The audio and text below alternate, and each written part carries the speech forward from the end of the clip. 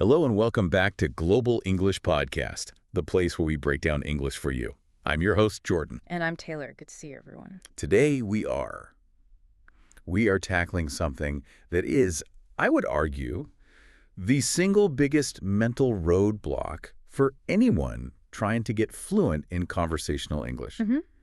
It's not really about vocabulary, it's about time. Specifically, that split-second decision you have to make. Should I use the simple past or should I use the present perfect? It really is the moment of panic, isn't it? It's that freeze. You want to talk about something that happened earlier, and your brain just stops. Totally. You're trying to decide, should I use the V2 form like when, or do I need the V3 form like gone or been? And that little moment of confusion is what leads to those classic errors like, I go yesterday, or she has seen the movie. The confusion is so real because sometimes, and this is the crazy part, we talk about the exact same action, but the tense just changes. Yep. Like, I could ask you, did you eat breakfast? That's simple past. But a second later, I could ask, have you eaten breakfast yet? And that's present perfect. For the listener, the question is, what is that invisible rule? What tells a native speaker when to switch? And that is our entire mission for this deep dive, the secret to mastering English tenses. It's not about memorizing 100 complicated rules. Thank goodness. It's about understanding one simple idea. We call it time containers. And you just need to ask one question. Is the time container finished, or is it still open and, relevant to right now? Relevant to the present moment. That's it. That crucial link between a past action and your present reality, we call that current relevance. I love that idea of time containers. So we're basically going on a journey through yesterday, which is the closed container. Yep. Today, the open container. And tomorrow, which is like the planning board. And the goal is to finally feel time in English the way native speakers do. And you should definitely stick with us because later in the deep dive, we have a little pop quiz. It's on the subtle but oh so important difference between been and gone when you're using the present perfect. That one little point, it can immediately make you sound so much more natural. It's the difference between sounding like a textbook and sounding like a real person. Totally. Okay, that sounds like a mission. Total clarity and conversational confidence with tenses. So before we dive in and unpack all of this, just take a quick second. We're asking you, the listener, to subscribe to Global English Podcast and like this episode right now. That little click really does help us bring these deep dives to more people. It really does. Okay, you've done it. Fantastic. Right. Let's start at the very, very beginning. This concept of English time zones. Okay, let's unpack this. We've said that on the English timeline, your position changes everything. So the basic action is walk. We get walked, walk, and will walk. Can you walk us through those three fundamental English time zones? Absolutely. The three time zones are the whole foundation. Everything is built on this, so you have to visualize it. Imagine a straight line. Okay. That's the timeline of English. And you, the speaker, you are standing right now exactly in the present moment. I'm here, yeah. You are here now. Every single time you speak, you are locating your action based on where you are standing right now. So it's not abstract at all. It's positional. My position in time literally changes the verb I have to use. Precisely. So zone number one is the past. That's everything behind you on that line. It's finished. It's complete. It cannot be changed. The action is done. It's recorded. Locked in. Locked in. Zone two is the present. This is where you are standing right now.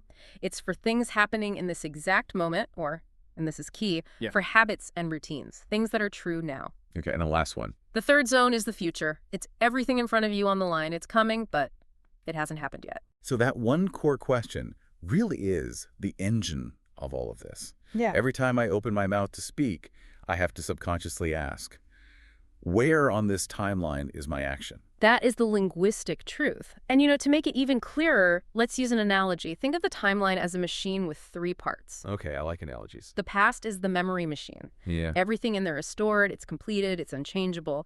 And to access that memory machine, we have to use the simple past tense. The memory machine is closed for editing. I like that. No going back to change the past. Exactly. Then you have the present. That's the live stream. It's happening in real time right now, or it's a repeated event like a habit. I walk to work every day. That's your live stream. Your current reality. Your current reality. And for that, we use the present simple or present continuous. And finally, the future is the planning board. It's not built yet, it hasn't been executed, but we're putting up notes, making plans for how it will look, and for that, we use tools like will or going to. So let's go back to our base verb, walk. If I put that action into the memory machine, it becomes, I walked to the park. Yep. A historical data point. Done. And if I put it on the live stream as a routine, it becomes, I walk to the park every day. Perfect. That's your present reality. And finally, on the planning board, it would be, tomorrow, I will walk to the park. Same action, but 3 different positions, 3 totally different verb forms, just because my intention changed. You've got it. That's the foundation for everything we're about to discuss. Okay, so now let's focus exclusively on that first part, the memory machine, the simple past tense. Got it. The finished zone. The finished zone. And the core rule here isn't just that the action is finished. That's only half the story. The other crucial part is that the time must also be specific and finished. Okay, so both the action and the time period have to be completely over. Yes. And there are words that act like signals. We call them past signal words. When you hear one of these signals, your brain should immediately know. Simple past is mandatory, no other choice. It's like a lock on the door. It is. The box is sealed shut. So what are these signals? Words like yesterday, last week, last month, last year. All finished time periods. Completely finished. Also the word ago, 2 hours ago, 3 days ago, or any specific closed date like in 2020. So those words are like a hard instruction to the listener. They're basically saying, hey, this temporal box is closed. This time period is over. Precisely. They lock the simple past tense into place. So if you say, I studied English last night, that phrase last night is the signal. It forces the verb into the simple past studied. You could never say, I have studied English last night. Never. It's grammatically impossible in English Right. because that time reference, last night, is finished. It has no connection to now. Okay, got it. Now, the mechanics of this tense, this is where it gets a bit tricky. We have regular verbs versus irregular verbs. Regular verbs are, they're the easy ones. Type 1, you just add DCD, talk becomes talked, watch becomes watched. Simple enough. That's right. But the real challenge, and what causes so much frustration for learners, is type 2, the irregular verbs. The crazy verbs. These are crazy verbs. They don't follow the rules. They completely change their form. And historically, these verbs, they tend to be the oldest and most common verbs in the entire language. It just means you can't avoid them. Yeah. They're essential for just having a normal conversation. You cannot avoid them. They are the bedrock of daily speech.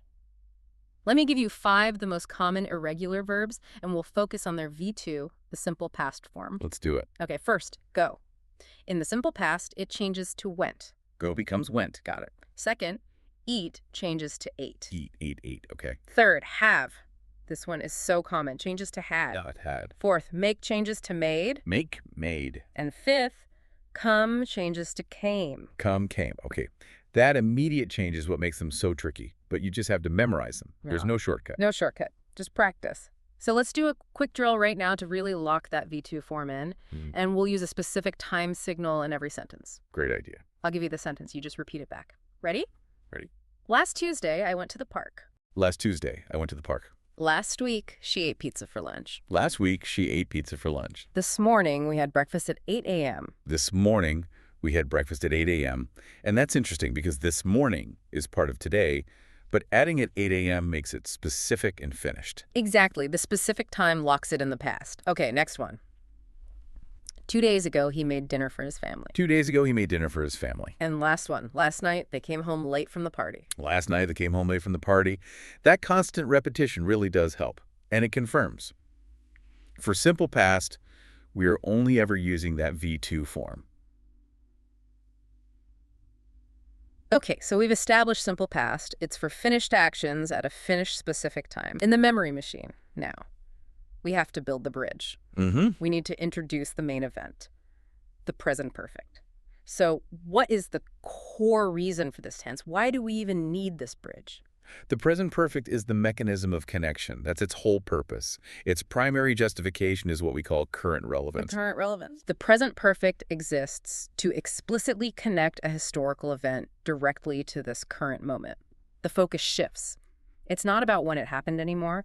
It's about the resulting effect of that action or the accumulated experience you have now. Okay, so if the simple past lives all by itself in the memory machine, the present perfect is like a wire that connects the memory machine to the live stream. That is the perfect visualization. It's saying, hey, this thing from the past, it matters right now. Yes. Think of it as the impact statement of a past event. The action is over, but the consequence, the result, is present. Here's an analogy. Okay. The present perfect is like having a bruise. The action that caused it bumping into the table happened in the past. Maybe yesterday, that's simple past, I bumped into the table. But the bruise, the result, is visible and relevant now. Okay. So you would say, look, I have bruised my arm. The focus is on the current result of the past action. Or a more serious example, I have broken my leg. The break happened earlier, but the result is I'm sitting here in a cast today. That completely shifts the focus. It's not about the story of how I broke my leg. It's about the consequence affecting me right now. Absolutely. And let's use that really powerful real-world scenario we talked about, the job interview. Right. A good interviewer rarely asks, what did you do at 9 a.m. on Monday 3 years ago? That's a pointless, simple past question. Right, who cares? Exactly.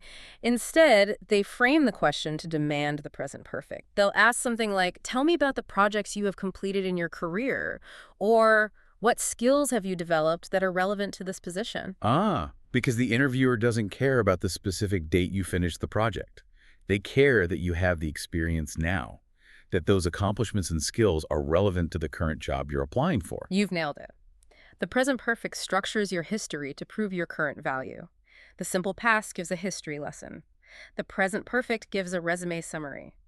It turns past data into present capability. So now that we understand the why, this idea of current relevance, let's look at the how, the structure. The grammar of it.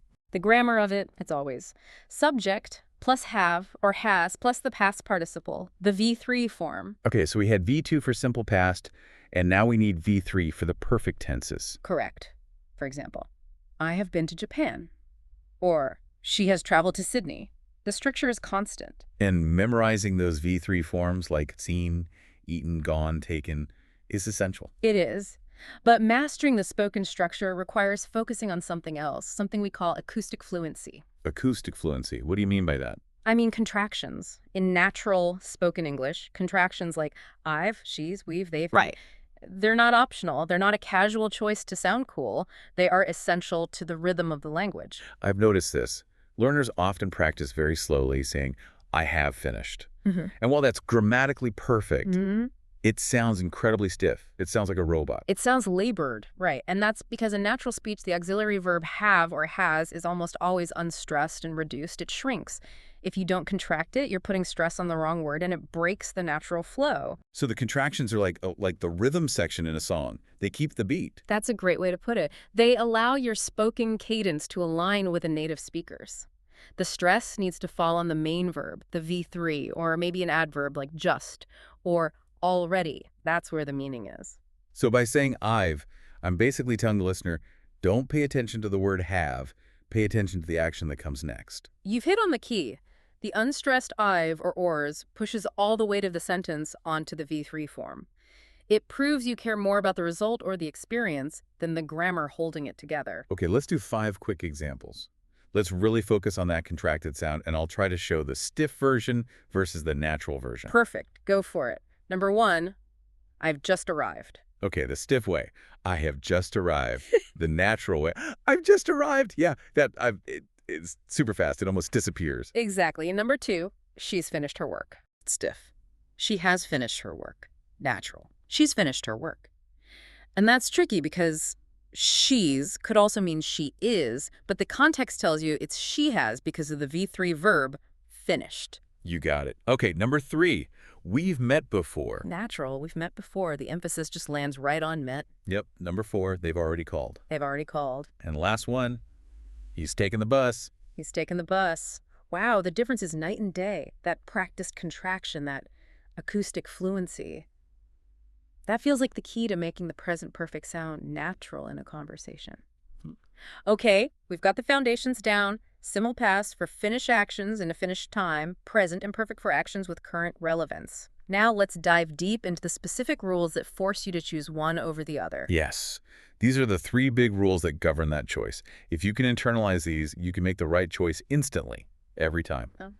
Okay, rule number 1 is all about the status of the time container. We call this idea temporal elasticity. Temporal elasticity. Okay, sounds complicated. It's a fancy name for a simple idea. Is the time container closed or is it still open? That's it. If the container is closed, like yesterday or last week, you must use the simple past. Because that time is over. Done. Done. But if the container is still open, like today, this week, this month, you must use the present perfect. The present perfect is mandatory for any time period that is still ongoing. Okay, so let's compare. I saw 3 movies last week. Simple past. Correct. Last week is over. It's a closed box. The action is trapped inside it. But if I say, I have seen 3 movies this week, I have to use present perfect. Yes, because this week is still running. The container hasn't closed yet. You, the speaker, are still living inside that time period. You might see a 4th movie tomorrow. That makes perfect sense. Blech. But here's the classic question that always trips people up. What about this morning? Yes. If I'm speaking to you at, say, 4 p.m., isn't this morning finished? Shouldn't I use the simple past for something I did at 9 a.m.? That's a fantastic, deep question, and it illustrates why we have to look at the overall time container. While the specific hours of the morning, 7 a.m. to 12 p.m., are physically over, the larger time container that holds this morning is the word today. And today is not finished until midnight. Exactly. The primary temporal context is today, and because today is still active, you should generally treat actions from this morning as part of this ongoing, unfinished time. So you would say, I haven't eaten lunch yet today.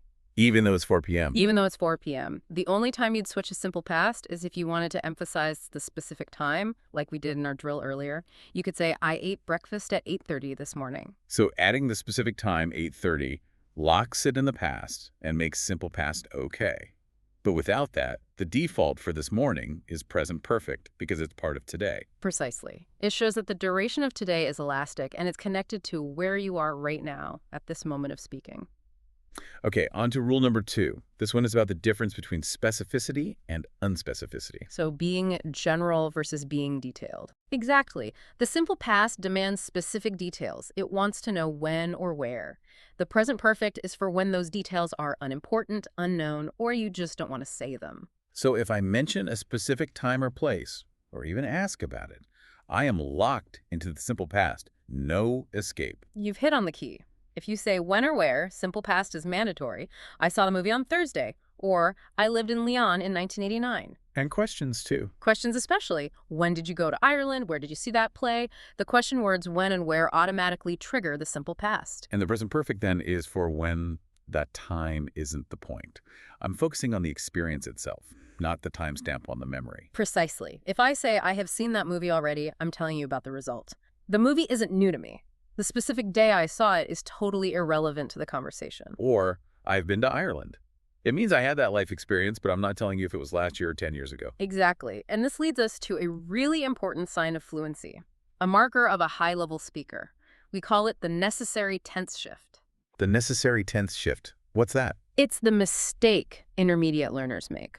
They try to tell a whole story using only one tense. But advanced speakers, they switch constantly.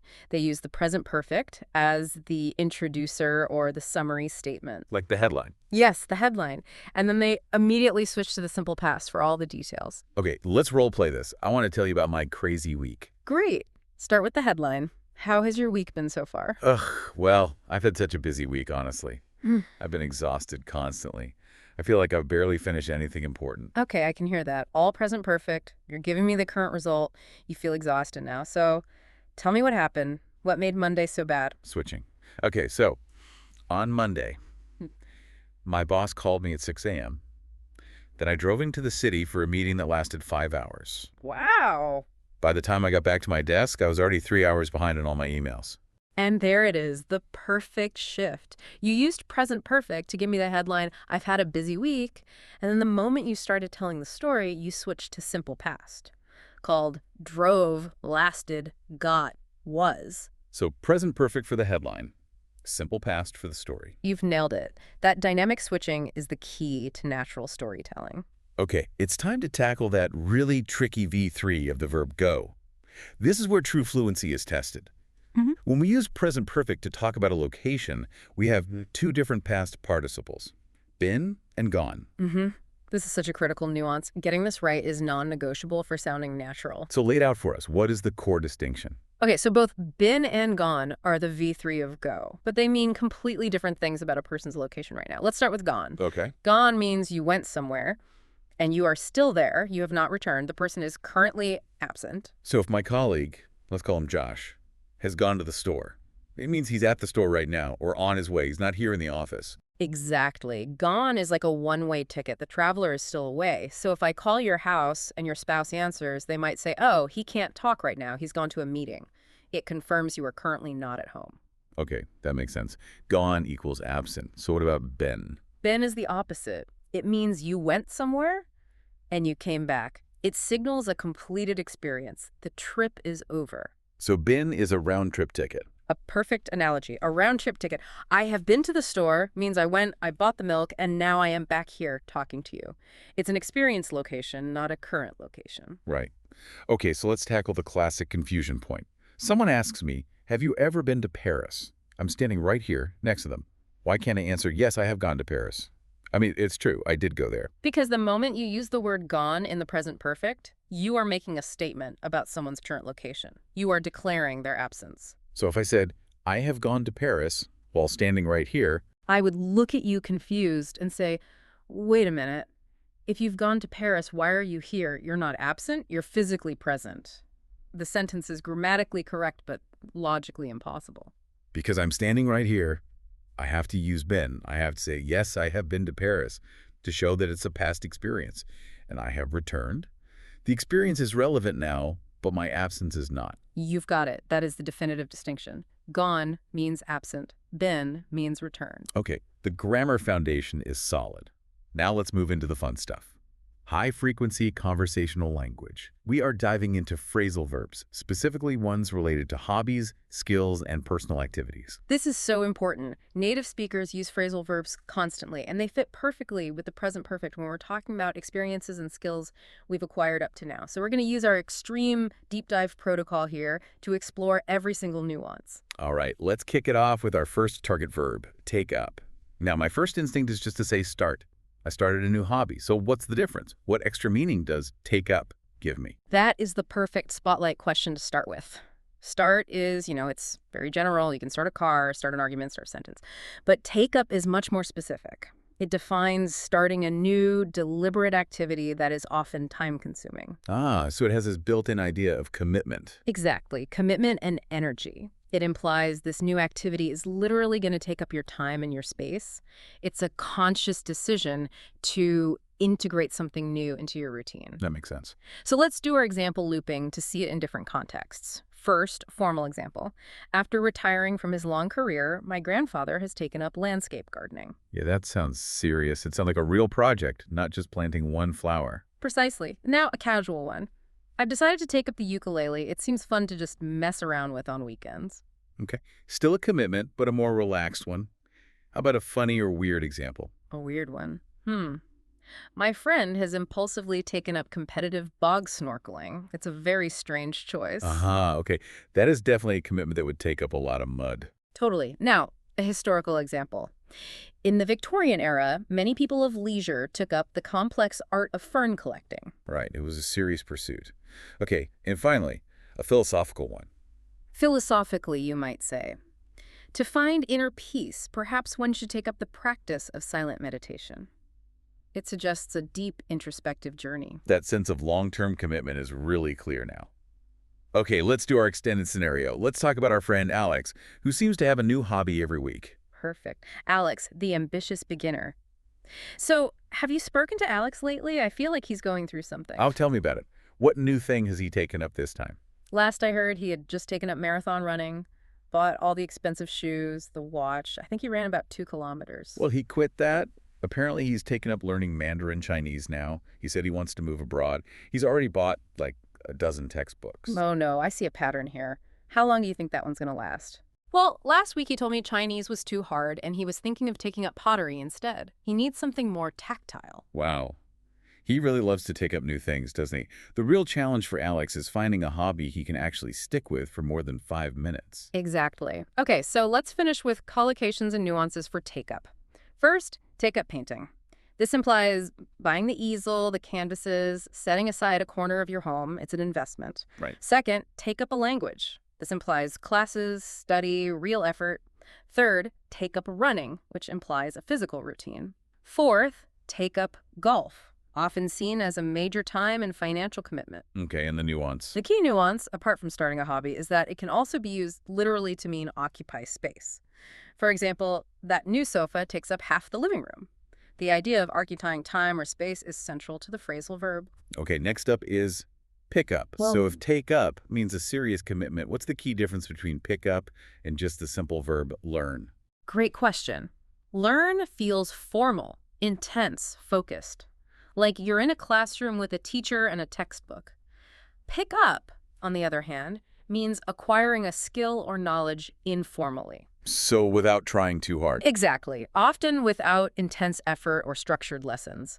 The key idea is casual, passive, or natural acquisition. You just sort of absorb it through immersion. Like a sponge. Like a sponge, for example. She picked up a lot of Spanish on her trip to Mexico just by chatting with locals. No grammar books involved. None at all. Okay, let's loop the examples formally.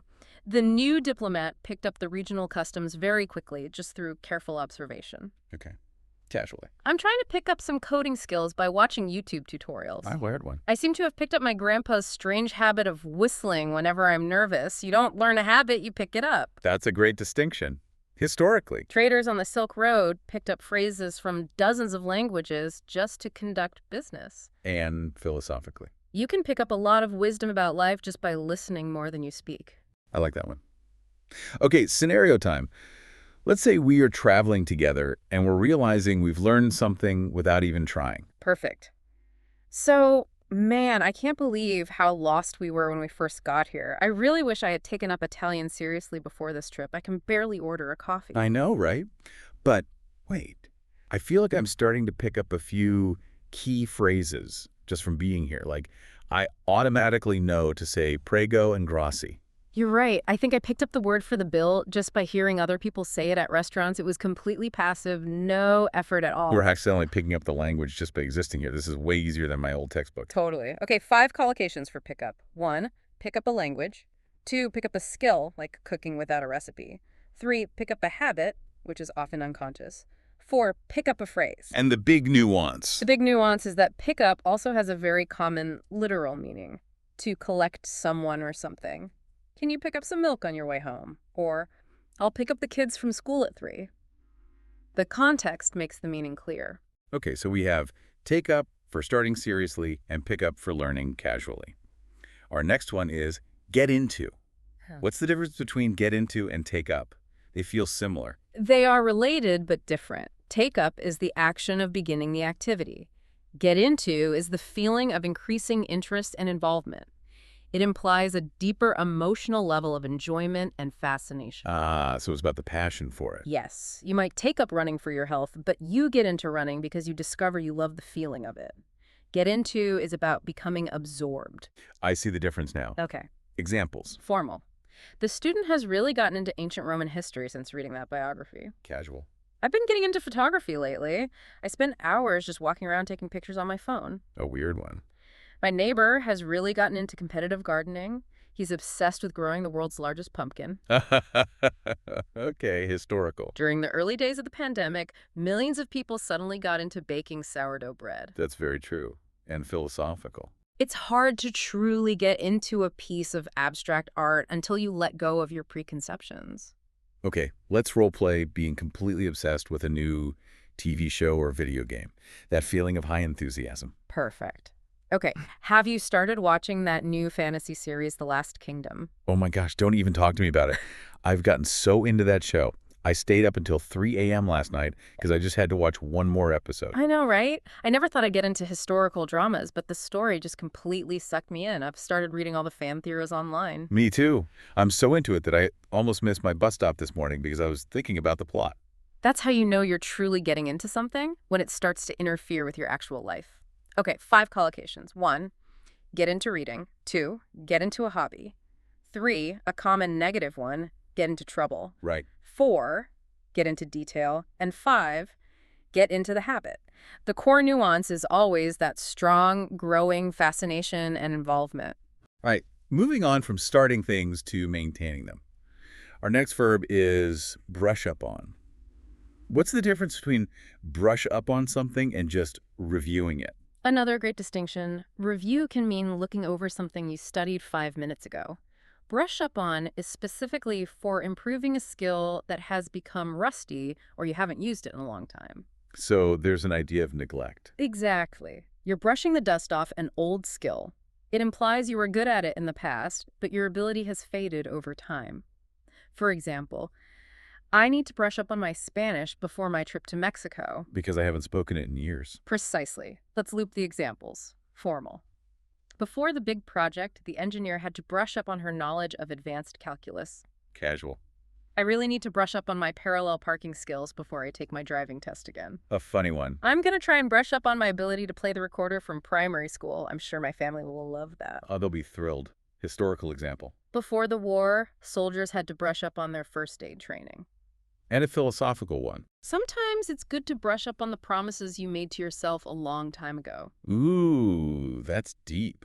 Okay, let's do a scenario about preparing for a big presentation or a trip where an old skill is suddenly needed. Okay, so I can't believe I have to give this entire sales pitch in French next week. My boss just told me. But you used to live in Paris. Your French is amazing. It was amazing. I haven't really spoken it in almost 10 years. I spent all weekend just trying to brush up on all the business vocabulary I've completely forgotten. I feel so rusty. Well, you've still got a few days. Why don't you try watching some French news tonight? Just to brush up on the accent and the rhythm of the language. That's a good idea. I definitely need to brush up on my grammar rules, too. This is going to be tough. Okay, 5 quick collocations. 1, brush up on Spanish or any language. 2, brush up on my skills. 3, brush up on my knowledge. 4, brush up on my English. And the key nuance. The key nuance is that it is always followed by the preposition on. You brush up on something, and it always implies recovering a lost skill, not learning it for the first time. Okay, this next one is so important for anyone learning English. Stick with. Now, I've heard people say keep at it, but what does stick with specifically tell us about perseverance? Stick with is all about resilience. It's about perseverance and loyalty to a goal, especially when things get difficult. It has this powerful, motivational feeling of tenacity. You don't give up. It's about pushing through the hard parts. Absolutely. For example, he decided to stick with playing the piano even though he found the daily practice very boring at first. Okay, let's do the examples. Formal. Despite poor initial sales, the company decided to stick with their original marketing strategy. Casual. This new diet is so hard, but I'm going to try my best to stick with it. A weird one. I decided to stick with my terrible haircut because getting it fixed would be too expensive. Been there. Historical example. The early explorers had to stick with their journey through incredible hardship and uncertainty. And a philosophical one. True integrity means learning to stick with your principles, even when it's inconvenient. That's a good one. Okay, let's do an extended motivational pep talk right now directly to our listener about learning English, because we know it gets tough. Let's do it. So, learning any new skill, especially a language like English, it's like running a marathon. There are going to be moments where you feel like you've made zero progress. Totally. You'll have days where you feel like you're actually getting worse. Yeah. And you'll want to quit. Yeah. But that is the exact moment you have to stick with it. If you can just find a way to stick with your practice routine, even for 10 minutes a day, even when you feel like you're failing, you will improve. You have to trust the process. When it gets hard, remember why you started. You have to stick with your goal. We promise you it will pay off if you just stick with it. Couldn't have said it better. Okay, 5 collocations. 1, stick with it, that general phrase of encouragement. 2, stick with the goal. That's right. Stick with the plan. 4, stick with your diet. And the nuance. It's highly positive and communicates resilience. It can also have a more literal meaning of staying physically close to someone, like a tour guide saying, please stick with the group so you don't get lost. All right, we're shifting from maintenance to pure action now. The phrasal verb is dive into. What's the main difference between dive into and get into? Get into is about the developing interest. Dive into is about the concentration and effort right at the beginning. It's like jumping into the deep end of a swimming pool. So it's about immersion and focus. Yes, intense focus from the very start. It implies immediate dedication, for example. She decided to learn how to bake, so she dived into every cookbook she could find and spent all weekend in the kitchen. Okay, examples. Formal. The detective immediately dived into the new evidence, looking for any possible clue. Casual. Okay, I've procrastinated long enough. This afternoon, I'm going to dive into my homework. A funny one. He dived into the giant plate of nachos with incredible enthusiasm. Historical. When the stock market crashed, financial analysts dived into the data to understand why. And philosophical. To truly understand a different culture, you have to dive into its language and its history. That makes sense. Let's role play that feeling of getting completely absorbed in a project and losing all track of time. Okay, so I can't believe how productive I was yesterday. I finally started that huge report I've been avoiding for weeks. Oh, the quarterly financial report. I thought you were dreading that. I was, but once I opened the spreadsheet and put my headphones on, I dived right into the numbers. You got into the flow state. Totally. I just dived into the work, and the next thing I knew, 3 hours had passed. I completely lost track of time because I was so focused. That's the best feeling, when you can just dive into something and the rest of the world disappears. Okay, 5 collocations. 1, dive into a book. 2, dive into work. 3, dive into a project. 4, dive into a subject. The nuance is that it implies intense focus. It's the linguistic opposite of our next phrasal verb. Which is zone out, the moment our focus disappears. So what's the difference between zone out and daydream? It's a great question. Daydream often implies an active imagination. You're thinking about something pleasant, your vacation, your future. Zone out is passive. It's just losing concentration. So your mind goes blank. Your mind goes blank. It's often because of boredom or fatigue. Your brain just checks out. For example, I completely zoned out during that boring 2-hour movie. Okay, let's do the examples. Formal.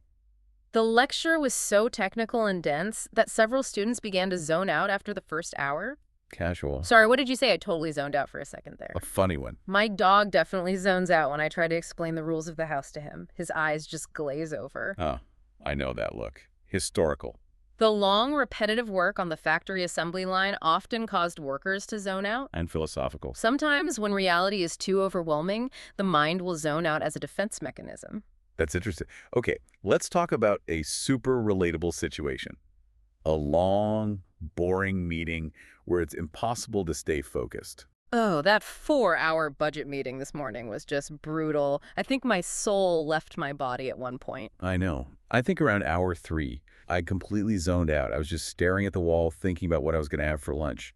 I didn't hear a single word for like 20 minutes. I actually caught myself just watching a spider build a web in the corner of the room. I had to physically shake my head to stop myself from zoning out completely. It's so easy to do when you're tired or bored. If the topic isn't engaging, your brain just starts to zone out. Totally. Okay, 5 collocations. Easily zone out. Start to zone out. Completely zone out. Zone out during a meeting. Zone out in class. The nuance is that it's usually a bit negative. It's associated with boredom or mental fatigue. All right, our last phrasal verb in this section is a recovery verb. After all that work and zoning out, we need to kick back. How is kick back different from just rest or relax? Rest can sound a bit medical, like you need to recover from an illness or injury. Yeah. Kickback is super casual and informal. It suggests deliberate, enjoyable, social relaxation. So it's about taking it easy. Taking it easy. It often involves physically lounging, putting your feet up. For example, on Sunday mornings, I just like to kick back on the sofa with a cup of coffee and read the news. That sounds perfect. Okay, examples. Formal. This one is almost always informal, but you could say. After closing the big deal, the CEO told the team to take the afternoon off and kick back. Casual. I can't wait for Friday. I'm just going to go home, order a pizza, and kick back with a movie. Funny.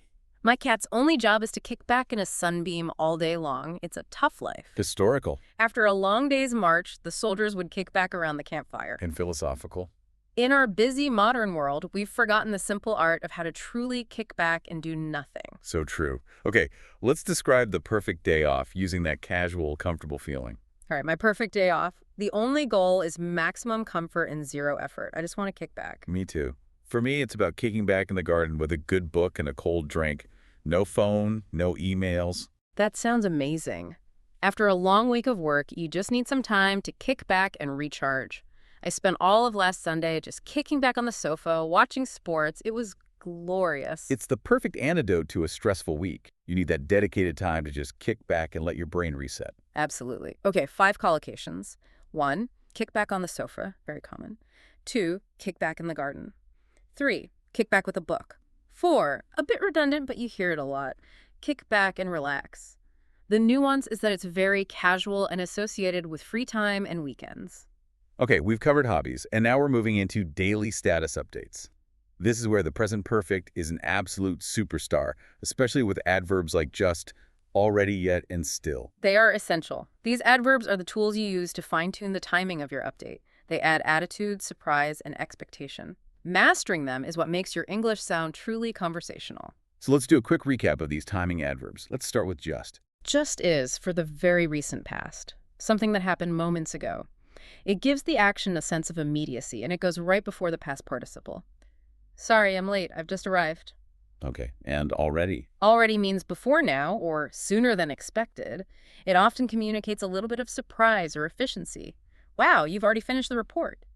It implies I'm impressed with your speed. And its position is the same, between have-has and V3. Yes, I have already finished. Okay, now for yet. The word of expectation.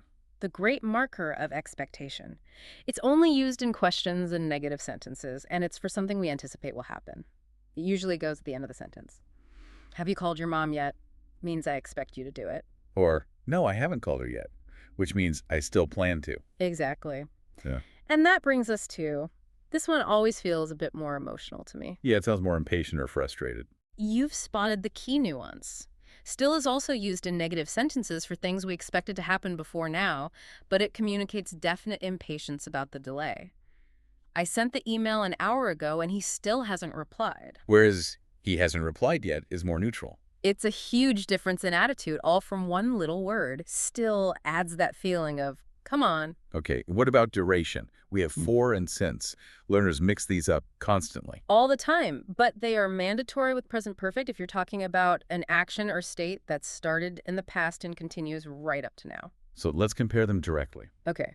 For is used with the duration of time, a length of time. I have worked here for 3 years. You can count the years. And since? Since's is used with the starting point in time, a specific moment. I have worked here since 2021. So since is the date on the calendar when it started, and for is the total time that has passed. That's a perfect way to remember it. And both of them lock you into using a perfect tense. All right, let's move on to some essential idioms for daily status updates. First up, a classic greeting. I haven't seen you in ages. This is a textbook example of why we need the present perfect. It's just a warm, friendly way to say you haven't seen someone for a long time. And the grammar reason is because the period of not seeing them started in the past and continued right up until this very moment of reunion. Exactly. The time container of your separation was open until right now. Okay, next up, for a busy day, back to back. This describes a hectic, exhausting schedule. Back-to-back means meetings or calls that happen one after another with zero break in between. We use the present perfect to summarize the experience. Ugh, I've had back-to-back meetings all morning. Let's role play that feeling of exhaustion. So, how was your day? You look tired. Don't even ask. I've had back-to-back Zoom calls since 9 a.m. I haven't even had time to get a glass of water. My brain is fried. Oh, that's the worst. You need to just kick back tonight. That's the plan. The moment my last back-to-back call ended, I decided I was going to call it a night early. Speaking of which, let's do caught up on. To catch up on something means to do the work you've fallen behind on. Emails, homework, TV shows. The present perfect is perfect here. I've finally caught up on all my emails from my vacation.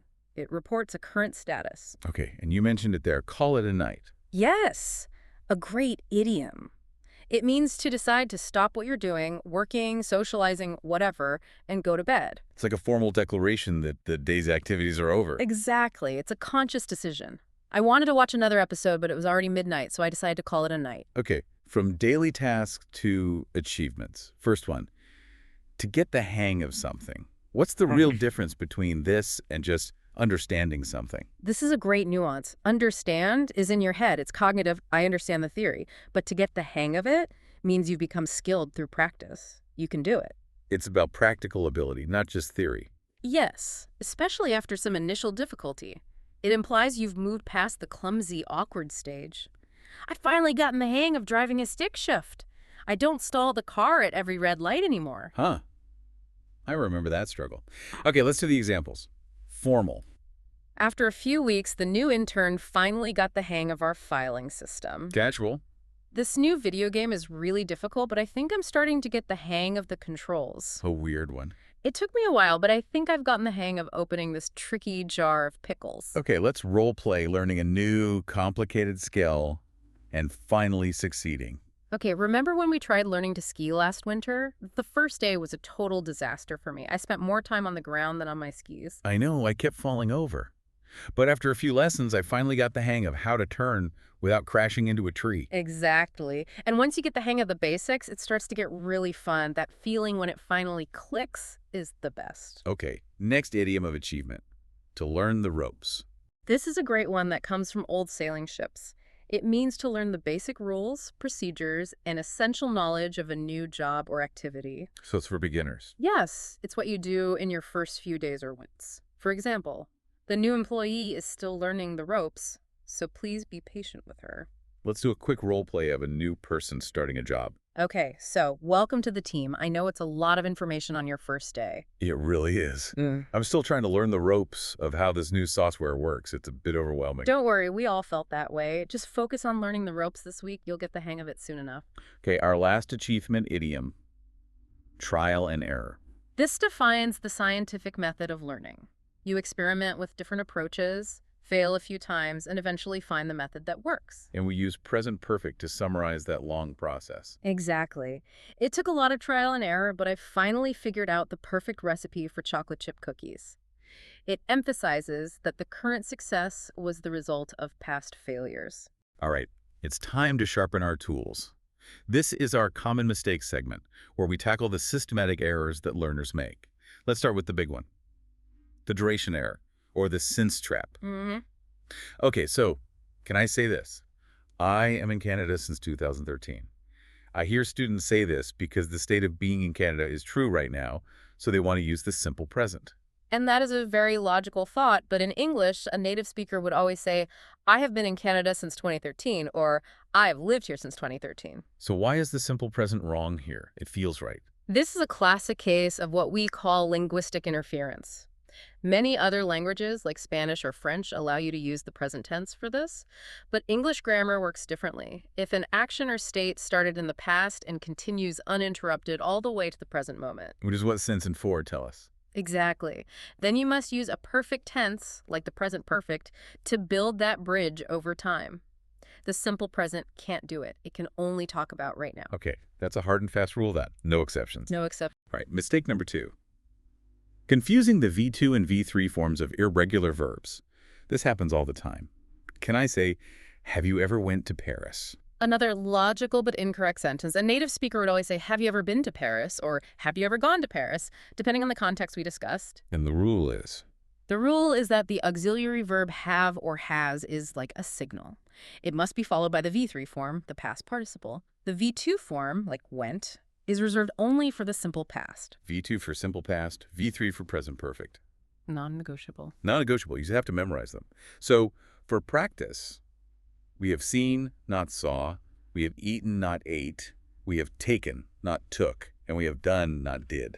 And our final common mistake, a very mechanical one that even trips up intermediate speakers in fast conversation, subject-verb agreement. Is it okay to say, she have done an amazing job? Nope. A native speaker would always correct that to, she has done an amazing job. The auxiliary verb has to agree with the subject. It's a simple rule, but so easy to forget when you're busy trying to remember the V3 form.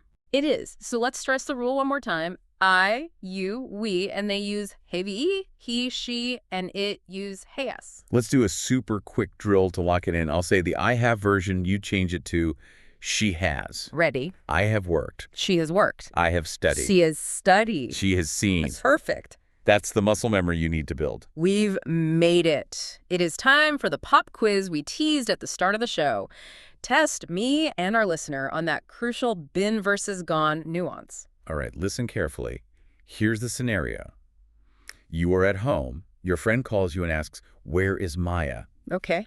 You know that Maya is at the library right now. She's studying for an exam, and she has not come home yet. What sentence do you use? Okay, she's not here. She's still at the library. So gone means absent. I have to say, she has gone to the library. You nailed it. And why not, she has been to the library? Because if I said she has been, it would mean she went and came back. So she should be here at home, which she isn't. So it has to be gone. That is the perfect explanation. That distinction is the key. Okay, let's summarize the top 3 big ideas from today. First, current relevance. The present perfect is all about the result or experience up to NOW. The consequence is more important than the time. Second, unfinished time. If the time container is still open today, this week, this year, you must use the present perfect. And third, the tense shift. Remember to use present perfect for the headline like, I've had a busy day, and then switch to simple past for the story details like, I woke up late. And what about the top 5 high-impact words and phrases we deep dived on? Let's see. 1, take up for starting a serious new hobby. 2, brush up on for improving a rusty old skill. 3, kick back for casual, enjoyable relaxation. 4, the adverbs. Just, already, and yet for fine-tuning the timing of your updates. And 5, that crucial mistake to avoid, the since trap. Never say, I live here since 2010. It has to be, I have lived here since 2010. Okay, now it's time for your micro-challenge, listener. Tomorrow, when you wake up, we want you to practice just 2 sentences using the present perfect. First, say one thing you haven't done yet today. For example, I haven't had my coffee yet.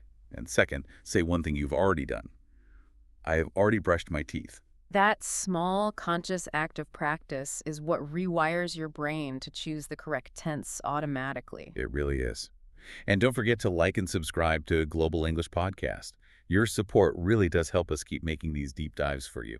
And for my final provocative thought, it builds on that idea of acoustic fluency. True. Natural fluency isn't just about choosing the right words. It's about mastering the rhythm of contraction. The sound of I've and she's. Exactly. The fastest way to sound like you feel the language instead of just translating it is to practice shadowing. Listen to native speakers and copy their rhythm, their music. That's where the real magic happens. I'm Jordan. See you next time. And I'm Taylor.